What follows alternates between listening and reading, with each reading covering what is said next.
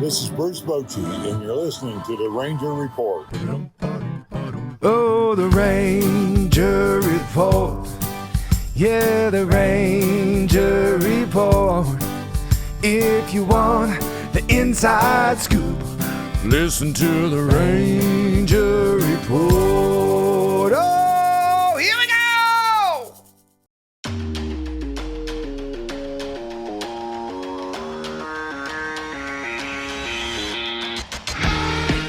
This is the Ranger Report podcast. News, insights, predictions, interviews, and information about the World Series champion Texas Rangers, from the major leagues to the minor leagues. And now, here are your hosts, Ben Dieter, Tyler Nilson, Kane McCutchen, and CJ Berryman. Hey everybody, welcome to the Ranger Report podcast, brought to you on the Fans First Sports Network. We are your source for the Texas Rangers on the Fans First Sports Network. If you want a podcast, if you want writings, of course you can follow Kane McCutchen on Fans First Sports Network. And Kane, what's your Twitter handle? It is at Kane_McCutchen6. So go ahead and go follow me up on there. I'm trying to been posting some regular content on there. Just hit 1,000 followers. So nice to see that. And a lot of you guys are tapped on there, so I very much appreciate that. Yeah, so Kane does that. I write for Dallas Sports Nation on Ranger stuff. I write for Fans First for everything else, but Kane covers the Rangers on Fans First, so I don't want to jump on his toes there on Fans First, so I write about everything but the Rangers on Fans First. So anyway, we did a roster projection on the same day. Was it last week? Yeah, it was a couple of weeks ago. I wrote a roster projection, and then I'm scrolling on Twitter, and I see Ben's roster projection. Yeah, I saw yours too, and I was like, I forgot. Man, it's that time of year. I forgot Kyle Higuagashi's on mine. Yours was better than mine. That time of year. It's exciting. It's exciting. It means we're getting closer. That's right. All right. And speaking of that, we're also presented by Dallas Sports Nation, and we are on the Comfort Air online studio, and we have a new sponsor that will be pushing out over the next week or two. So looking forward to that. We got another sponsor. So I know you guys love commercials. So we got another 30-second commercial we'll get to push out here over the next few weeks. Looking forward to that. So anyway, with that being said, well, Kane, is anything important happening tomorrow? Nah, I don't think so. Other than opening day, like when everyone shows up to camp, is probably the second most exciting day in the spring. Probably, I would say so. Everyone has a little bit of hope, a little bit of excitement, and especially around here, we've got a lot of hope and a lot of excitement. So it's going to be fun to see all the guys back in action again. Yep, we are going to see everybody. Their first full team workout is tomorrow. They've had pitchers and catchers, of course, all week. Everyone wants to know what certain people have looked like and how they're doing. Here's the thing to me, Kane. Everybody's healthy coming into this camp. Evan Carter's healthy. Josh Young is healthy. Jacob deGrom is healthy. Corey Seager is healthy. Marcus Semien is healthy. Everybody's healthy, which gives Rangers fans a ton of hope going into this season. Absolutely, because if you look at this team, healthy is one of the best teams in all of MLB, and you contrast that to last year where that almost certainly wasn't the case. It was every day there was a new injury, and Josh Young gets injured fielding ground balls on before the full squad workout even happened. And Nate Lowe gets injured, and Corey Seager's barely playing in spring training. And you just contrast that, it almost feels like fresh, like when you get your sheets out the washer on Sunday and they're nice and clean. That's what it feels like. We're going in fresh, we're going in healthy, and it's going to be exciting. Now, it will be interesting to see tomorrow, of course, when everyone's checking back in. But most of the guys have already checked in, despite tomorrow being the first full squad workout, and there hasn't really been anything on the position player side. I know we got Robert Garcia, who we're going to talk about, and obviously Josh Spores won't be ready. But other than that, it's looking great. Like you said, one of the best teams in the league when healthy, and they're healthy. That's all you can ask for. Let's start with the rotation / bullpen discussion tonight. Let's start with, we know we got Jacob deGrom, Nathan Eovaldi, Tyler Mahle, and Cody Bradford. We know those four, unless one of them just stinks the bed or gets hurt during spring training. Those four are in the rotation right now. And John Gray would be your fifth, but the Rangers have floated out there, or somebody has, it's been floated out there several times, that they're looking at John Gray to possibly be the closer this coming year instead of a starter, which he said he's good for whatever. He just wants to pitch. He just wants to play. He's good for whatever they do. But if that's the case, then that fifth spot will be open to a rocker or a lighter or somebody else that steps up during camp, or someone that they pick up during camp. So what do you think is going to happen with that fifth spot? Yeah, I don't think John Gray is going to be your closer. They're seemingly isn't much smoke around that within the organization. I don't even think they've approached him about that. And Bruce Bochy reiterated the other day that, he's a starter and his value is in the is starting. Obviously, can he pitch in the bullpen? Yes. Yeah. Maybe will he on opening day be in the bullpen? Yes. But, as a closer, that's seemingly more of an outside theory, if you want to call it a theory. I don't think there's much smoke to that. I think the fifth spot will be between Rocker and Gray, seemingly, if I had to guess it. And it's going to be one of those things where you kind of flip-flop back and forth throughout the spring. Oh, Gray's going to get it. Oh, Rocker's going to, X, Y, and Z. So we're going to have to, see how that plays out. I think obviously John Gray is not going to start the season with a express, whereas Kumar Rocker could. So does that sway things one way or the other? Maybe. But ultimately, John Gray is going to be built up as a starter, just like Cody Bradford will. You want to build these guys up as starters, and then if you have to throw them in the bullpen, you can. But, they've already pretty much shut down the idea of a 6-man rotation. Chris Young said he likes more of spot starts instead of a 6-man, so both of them won't be in. So it's going to be 2 guys for 1 spot, essentially. And that's on a team where there's not many storylines and not many positions up for grabs. That is certainly one of them. Yeah, and if you look at the Rangers depth chart right now, they have John Gray, Kumar Rocker, and Jack Leiter listed. So they have 1, 2, 3, 4, 5. They have 7 guys right now listed in rotation, because that makes sense going into spring training. You don't know which one of those guys is going to be the 5th starter, but none of them are listed under bullpen. So, I wanted to talk about Jesse Chavez. It's pretty amazing that dude is still playing baseball at a high level. I mean, he was great for the Rangers when he was here a couple years ago. Right. But, I mean, he's still looking good. I think he's got a good chance of making this team. Yeah, I mean, there are definitely spots open out there for someone like Jesse Chavez, someone like Joe Barlow, who they just signed. Yep. JT, I'm not even going to try to pronounce his last name until I meet him, has a really good shot to make the team. And I think that especially if in the scenario that Rocker does start the season in AAA and Gray's in the rotation, that opens up another bullpen spot. Yep. So I definitely, I'm not going to say who, but I will say that I do think that at least one non-roster invitee will make the team out of spring training. Now, maybe that's Adrian Hauser, who is a starter, has experience as a starter, but could be this year's Jose Urena. We'll see, but I do think that one of those non-roster invitees will make the team. And, speaking on Jesse Chavez, it's insane that he's still doing this. I mean, talk about love of the game. That's what Bruce Bochy was telling us the other day. I mean, the dude is still pitching, big league innings. Like, that's impressive at his age. I know a lot of people and, my generation are the baseball meme makers are saying he'll end up on the Braves at the deadline because he seemingly always ends up on the Braves. But I mean, it's impressive to see what he's doing still.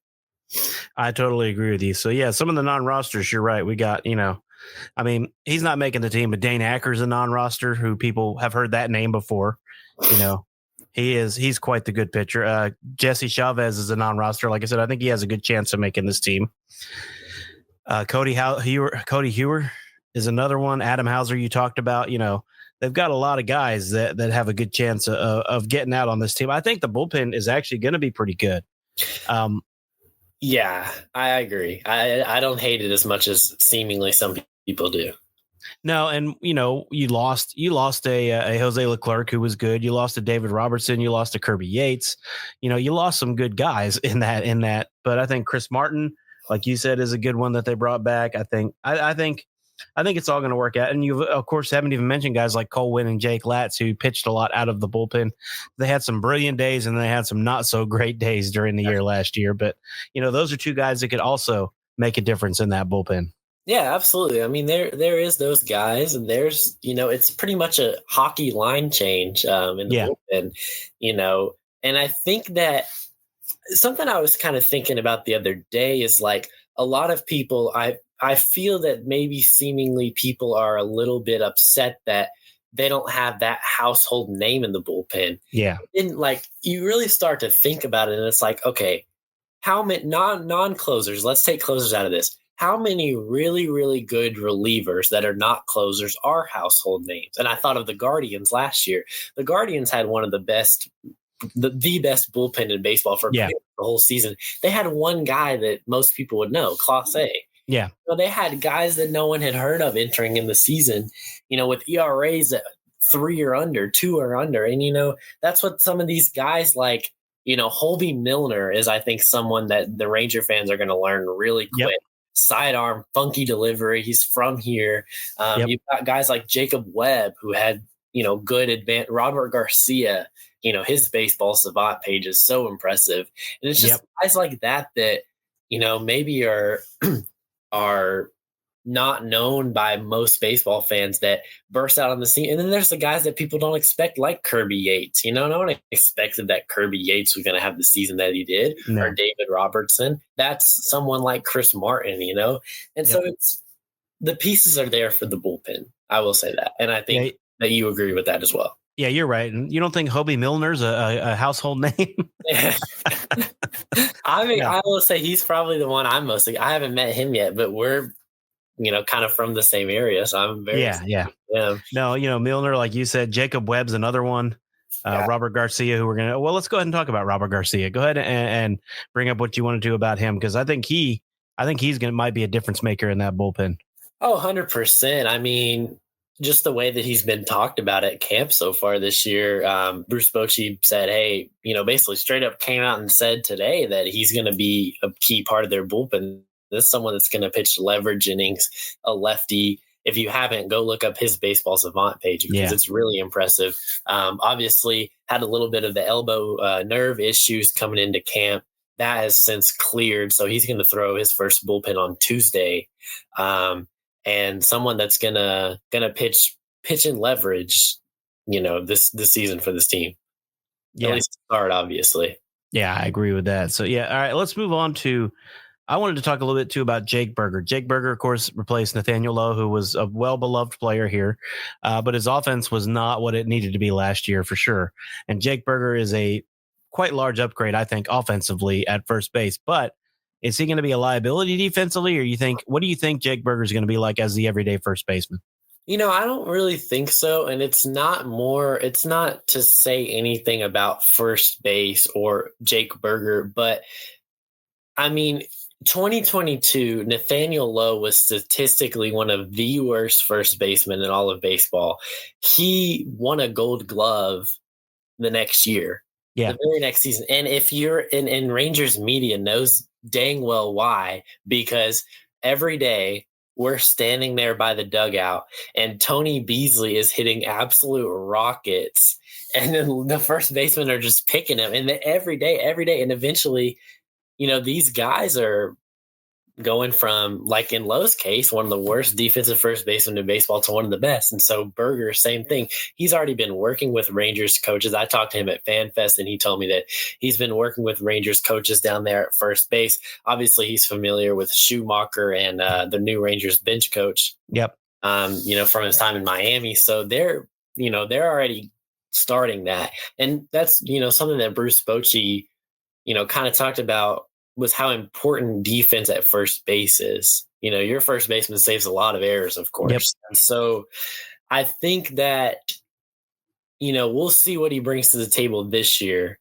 But I know that the Rangers organizationally prioritize first base defense a lot. So it's going to be something that's, very important. Definitely. Not just we'll stick them over there and see what happens.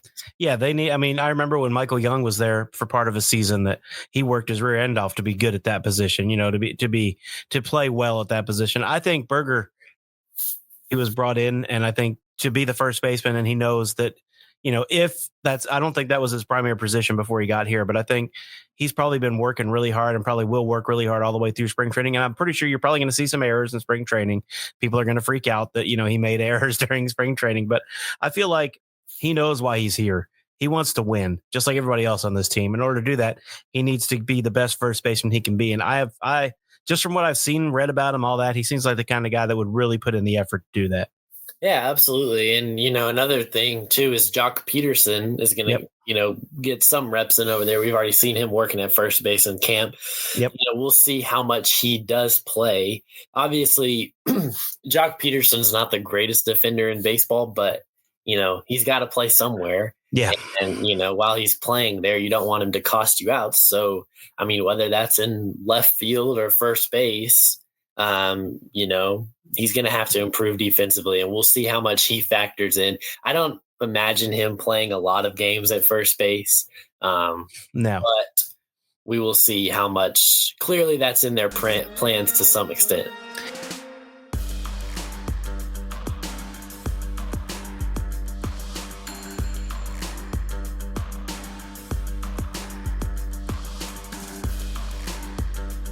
Yeah, he's like you said, he's got to play somewhere. My thing would probably be right field or first base, probably on that side of the diamond. But, Adolis doesn't get that many days off in right field. Jock is going to be mainly the DH. We know that. But He will have to get in the field occasionally. And first base is probably a good place, like you said.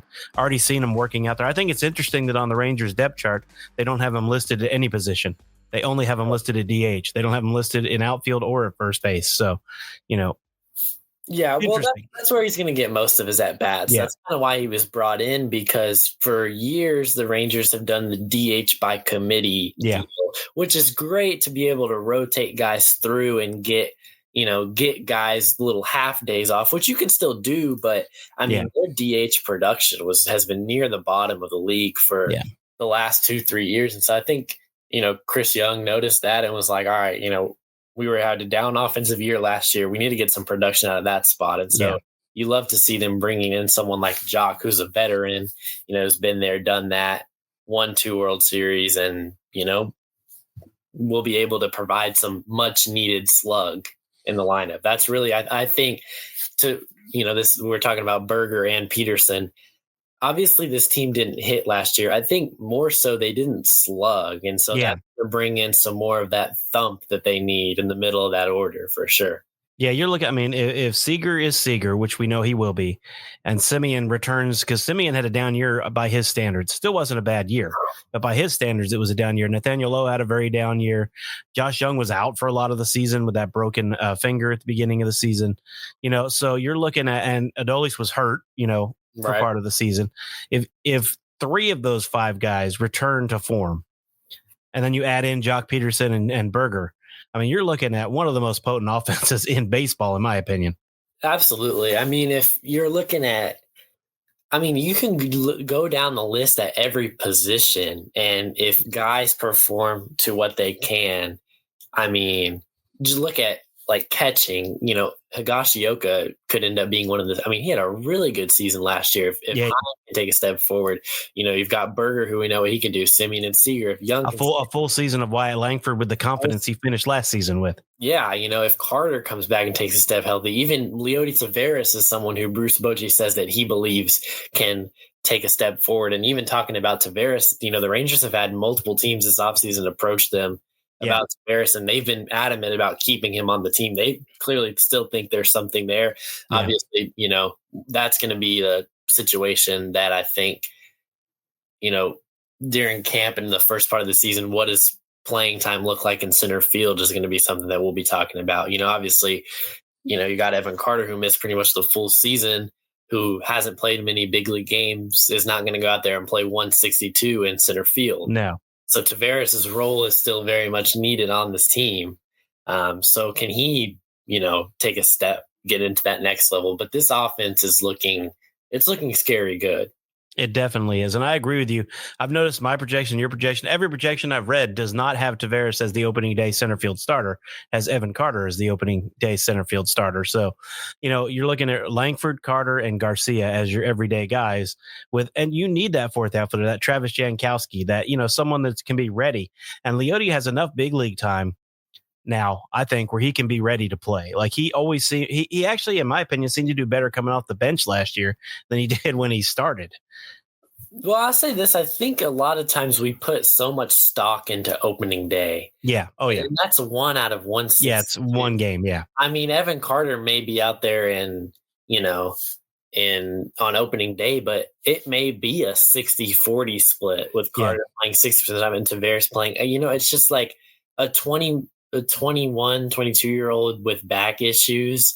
You're going to play him in center field for all the, you know what I'm saying? It's just like Tavares' role is still very much needed. And I do think that, it's going to be a challenge for Bochy to find everyone at bat. I mean, Ezekiel Duran is not a veteran like Charlie Culberson who can sit on the bench for a week, and be fine. But at the same time, where did his at-bats come from? He's Josh Smith really earned it. Josh Smith is going to be the super utility guy who seemingly they're not going to have an issue with finding at-bats for, because they said they can play him 4 or 5, maybe even 6 times a week. So it'll be interesting to see where he plays in the field. It's going to be a lot of rotating pieces. And, kind of ever since they've turned the corner in this rebuild, it's not, let's see what you can do. It's if you don't perform, you're not going to be in the lineup. And that's kind of the sucky reality of it, as far as, are we ever going to get to see the full potential of guys like Ezekiel Duran? Yeah. Maybe not, but that's what you want to see as a Ranger fan. You want to see your team in that position, contrary to the other. Definitely that. And like you said, Tavares, I think he got his playing time. I think he'll get his playing time. Like you said, it might be 60-40 Carter. And the odds of Carter, like you said, a guy with back issues in his early 20s, he's not going to be the everyday center fielder. You can't run him out there 6 days a week in center field. They're going to have to rotate out. They're going to have to get him some rest and all that. But I mean, and also, can he hit lefties? He still had trouble with that, even in the playoffs where he was so good in 23. Still had trouble hitting lefties. So we'll see if he's got that sorted out or not going into the season too. But Leote can hit both because he's a switch hitter, which is invaluable in a center fielder. Yeah, I think with Carter and lefties, I really feel that, and I mean, we got to take into account games played, and he hasn't seen much left-handed pitching. A guy that commands an at bat. I mean, and me, and I feel you probably feel the same way, Ben. But like, out of all these games that we go to, at least for me, Evan Carter is one of the most impressive people I've ever seen take an at bat. Yeah. Someone that's that good, that knows the strike zone that well, that's that good at just pure hitting. Yeah. Is bound to figure out lefties eventually. So it's just, when is it? And another thing too with Carter is that you got to think, let's throw injuries aside.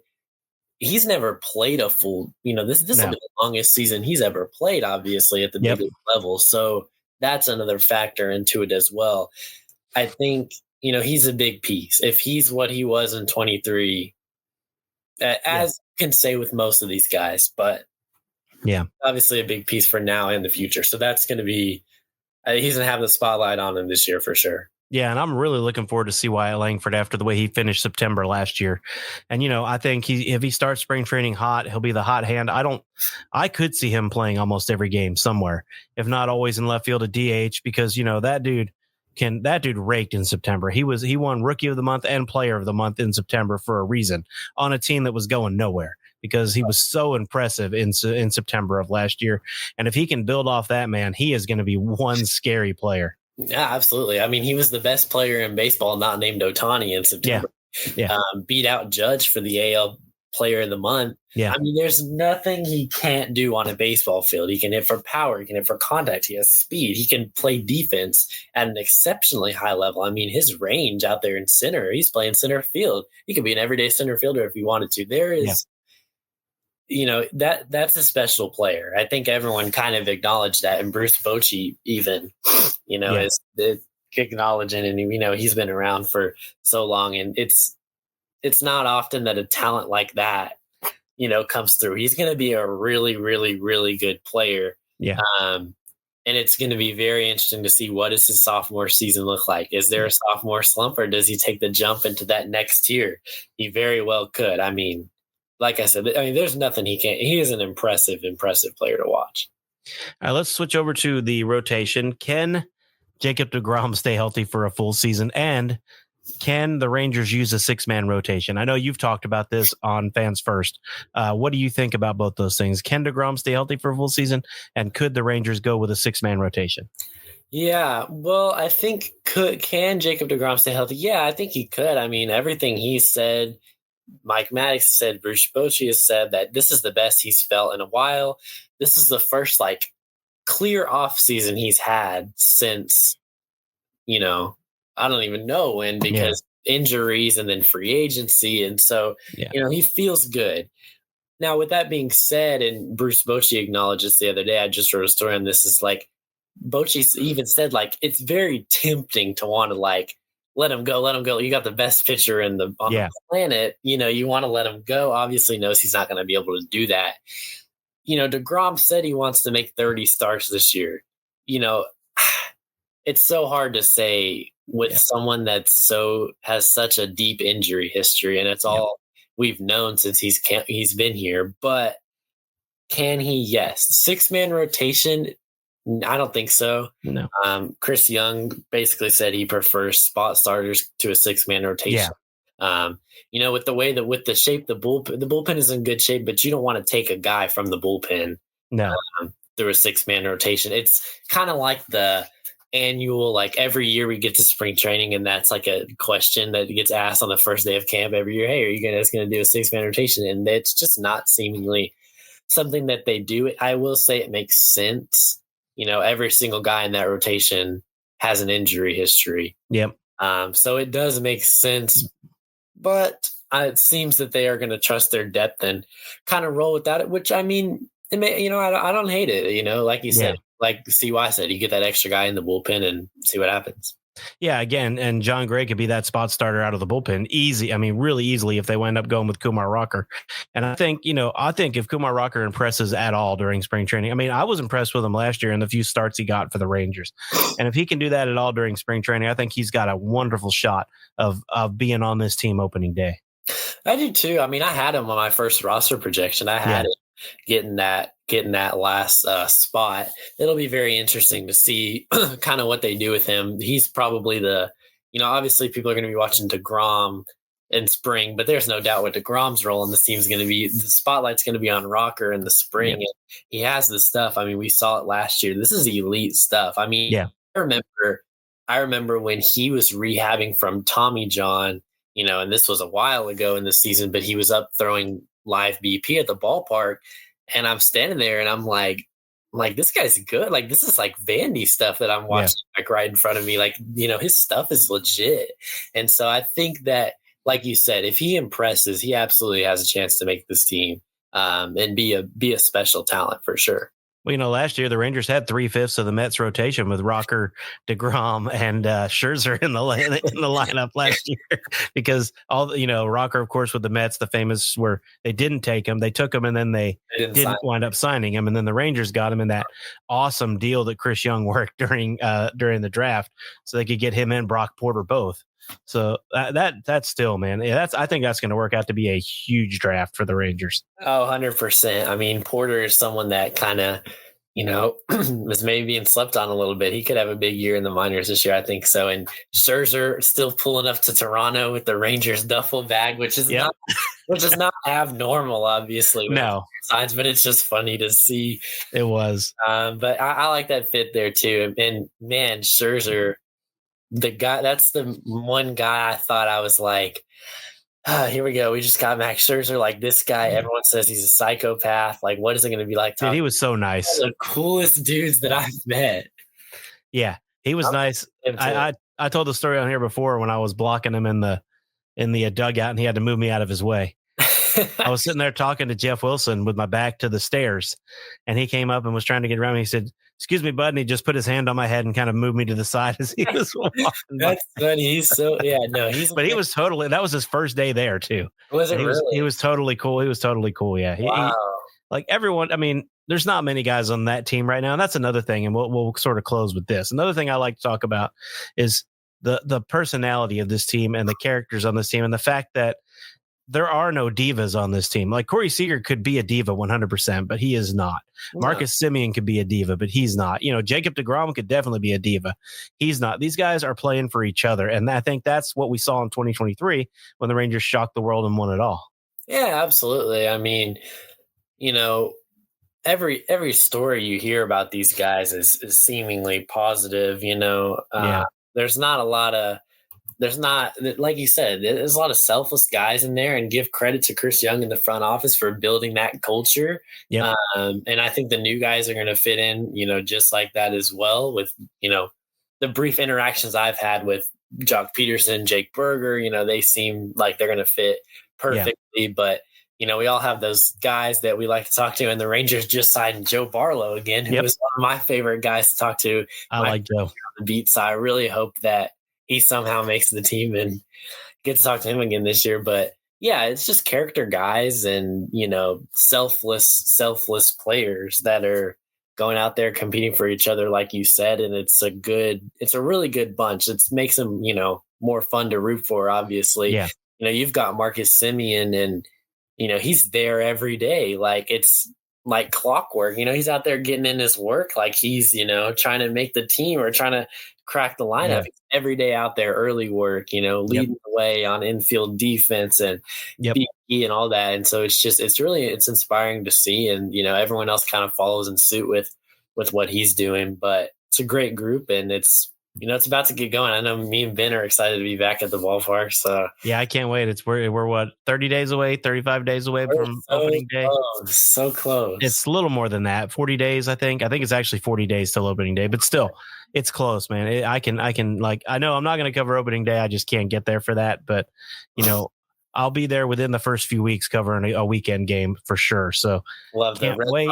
Coming to town. And you guys don't know, but with Kane working for Fans First now, we can actually cover the same game for the first time ever.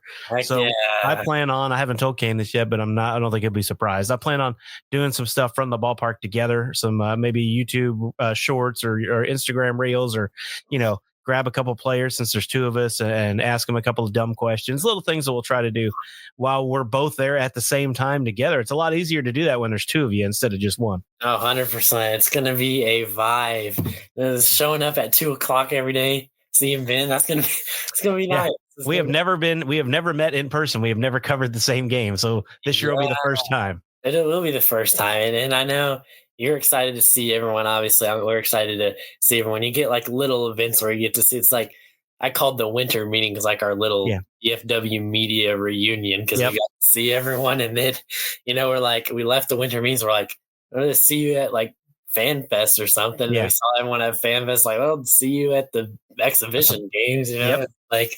All right, guys like Jeff and John and Nate, who sits up there on the top row with us, and guys that I talk to every time I go, and of course, all the people that work in the like media dining and up in that area with us, and all those people, the elevator, Chuck on the elevator, all the guys that do all that are so fun, like every year to see.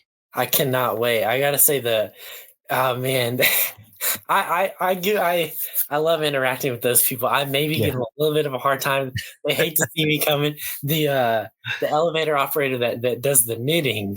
Yeah. I always mess with her and the people that work the kitchen staff, and they're awesome too. Yeah, they're great. So it's going to be so fun to see everyone, and for fans too. I know a lot of fans have their favorite ushers and people like that, and so it's going to be so. Well, exciting. Those people add to the experience of the ballpark.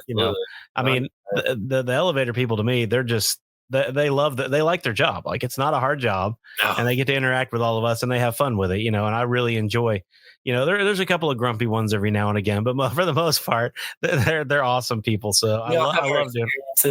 Yeah. And the dude that checks you in the press box has been the same guy all 3 years I've been there. I'm sure he'll be back this year. I've been on the beat. Did I ever tell the story on here about when my credential didn't scan? I don't think you told it on here. You told me. Oh my gosh, I'll have to tell that. So there was one game where my credential wouldn't scan in for some odd reason. And it ended up being because he had his clicker set at the wrong game. Like, he had it set for yesterday. And I was like, oh my gosh, it wouldn't scan it. I had to call one of our PR guys. I was like, hey, I'm in the press box. My credential won't scan it. And I'm like, I'm like, dude, you've been here every day. I've been here for 3 years. Like, come on, man. Like, let's go. Like, he's like, I know, man. I've seen you every day for 3 years, but it still won't work. And so I had to get them to fix it. And that same day, I'm walking down to the field, and one of my friends was going to the bathroom, and he was going to meet me down there. So I was walking by myself, and the security guard drives by in a golf cart, and I did a little head nod at him. Next thing I know, I hear, "There's a young man walking. Make sure he has proper identification." I'm like, "That's me. I've been here for 3 years, and still getting stopped. That's all right, though. You know what?" So I scan it, and the guy that's checking me into the field, he like looks at his walkie-talkie, looks down, he's like, "It's you?" Like, yeah, it's me. You're the young man he was talking about? Like, yeah, I've seen it. The funny thing, they know me, and I've only covered probably 40 games in the last 3 years. I haven't, only about 10, 11 games a year. It's not like I'm there all the time, and they know who I am. So it seems so weird that you cover, 35, 40 plus games a year, and they're like, who are you? Yeah, I'm there every day, and some people still don't know. But you know what? That's okay. I'll take it. I'm young. I understand. And everyone's all trying to do their job. It's all fun. Well, yeah, and I'm fine when they double scam me or make sure, that's fine because they're doing their job. They need to keep everybody safe at the ballpark. We all appreciate it. Dude, I can hardly walk. I'm not going to break into anybody, run anywhere. I mean, they're fine. They're safe with me. I do appreciate it. It's the same people that stopped like those people that said they were my family that tried to get in the elevator. Yeah. So I always appreciate it. They're keeping me safe at the same time. Yep. So That's true. Both ways. We are very excited to see everyone though. It's gonna be a vibe. All right, me, Kane, and CJ will be doing more of those shorts episodes like I did last week. Now that spring training is starting, games start on Friday. So we'll probably start doing more of them as games start rolling around because we'll actually have stats to talk about and players.